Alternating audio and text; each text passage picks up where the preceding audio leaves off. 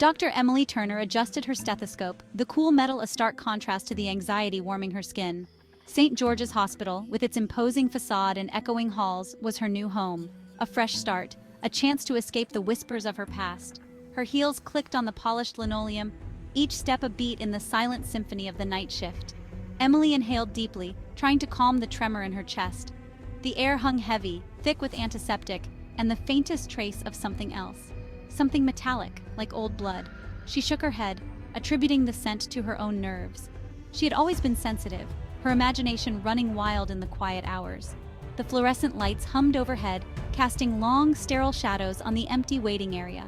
A shiver danced down her spine. Emily chided herself for being foolish. It was just a hospital, just a job. But the silence, broken only by the distant beeping of a heart monitor, felt oppressive, pregnant with unseen possibilities.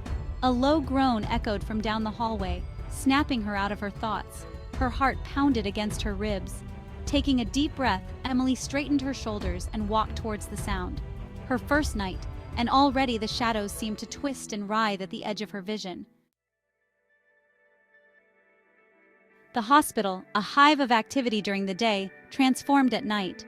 The constant hum of machinery, the hurried footsteps, the murmur of voices, all faded, leaving behind an unsettling quiet. Emily found herself walking on eggshells, her senses heightened, every creak of the floorboards, every rustle of curtains sending a jolt of adrenaline through her. The nurses, their faces etched with fatigue, moved like ghosts through the dimly lit corridors. Their smiles, when they offered them, didn't quite reach their eyes. They spoke in hushed tones, their conversations filled with medical jargon that Emily struggled to follow. She felt like an outsider, intruding on a world governed by its own unspoken rules. Her rounds took her from room to room, each one a microcosm of human vulnerability. The rhythmic beeping of monitors, the steady drip of IVs, the shallow breaths of sleeping patients.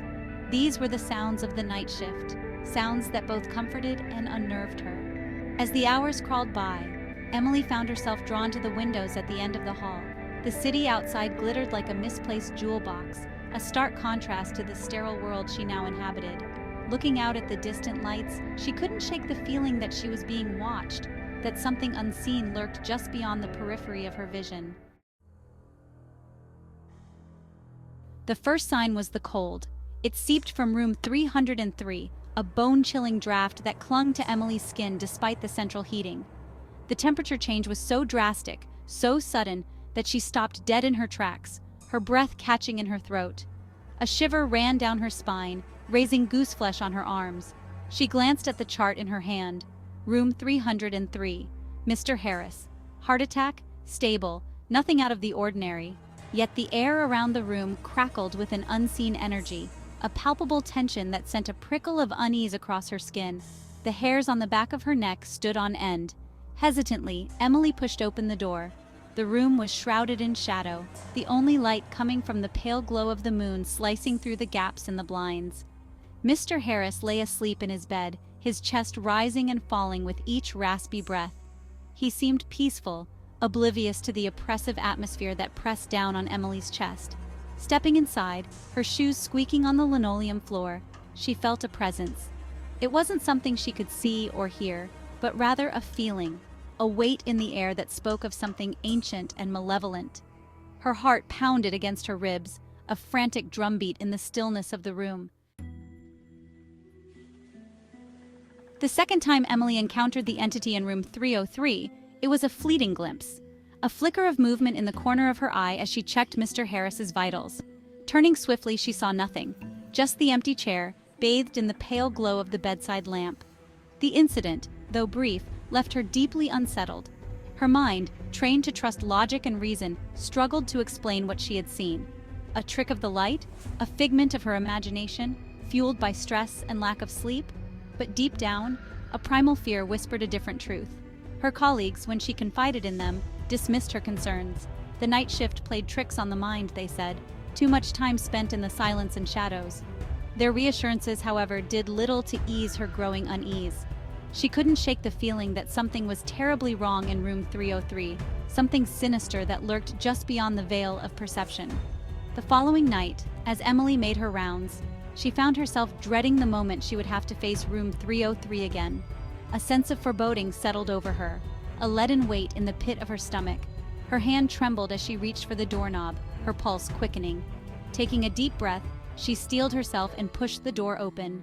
The room was dark, the only sound the rhythmic beeping of Mr. Harris's heart monitor. Yet the air hung heavy with an unseen presence, a palpable feeling of dread that sent chills down her spine. Night after night, the disturbances in room 303 escalated. The temperature plummeted whenever Emily entered, sending a bone-chilling cold that seeped into her very marrow. Objects moved inexplicably, a chart tossed from the counter, a chair scraping across the floor. Whispers, faint and indistinct, seemed to emanate from the shadows, weaving tales of suffering and despair.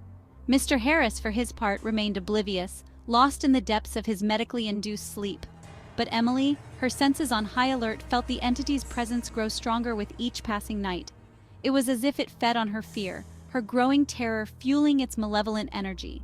Sleep became a distant memory. Exhaustion gnawed at the edges of her sanity, blurring the line between reality and nightmare. Her colleagues, noticing her deteriorating condition, urged her to take time off. But Emily knew that leaving the hospital wouldn't stop the entity. It had latched onto her, a parasite feeding on her fear, and it wouldn't let go easily. One night, as Emily stood at the foot of Mr. Harris's bed, she felt a cold, clammy hand close around her wrist. She gasped, her heart leaping into her throat. Turning slowly, she found herself face to face with nothing. The room was empty, save for herself and the sleeping patient.